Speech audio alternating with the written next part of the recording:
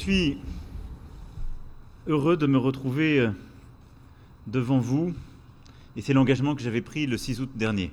La France a donc agi dès le lendemain de l'explosion, par elle-même, de toutes ses forces, et nous continuons de le faire, État, collectivités locales, entreprises, citoyens, notre armée, nos ministères, évidemment le Quai d'Orsay, mais aussi le ministère de l'Intérieur, nos ONG, avec beaucoup de volontaires, et nos collectivités territoriales.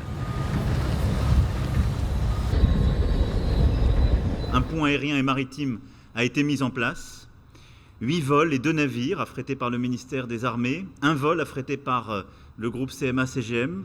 Ce pont a permis de déployer près de 140 personnels, d'acheminer 1000 tonnes d'aide en nature. 700 militaires ont été déployés et travaillent, nous l'avons vu ce matin, en parfaite coordination pour le déblaiement d'urgence et nombre d'actions. 140 personnels et experts techniques ont été déployés, sauveteurs, déblayeurs, marins-pompiers, gendarmerie, police judiciaire, psychologues, y compris pour les besoins de l'enquête sur l'origine de l'explosion.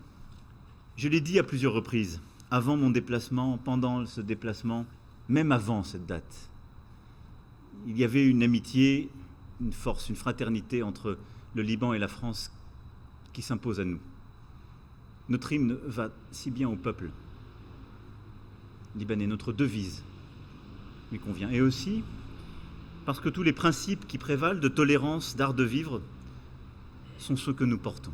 Et donc ce que je souhaite, c'est que nous puissions être au rendez-vous de cette exigence pour les années qui viennent, les mois qui viennent, parce que l'exigence commence maintenant. Et je ne vous lâcherai pas.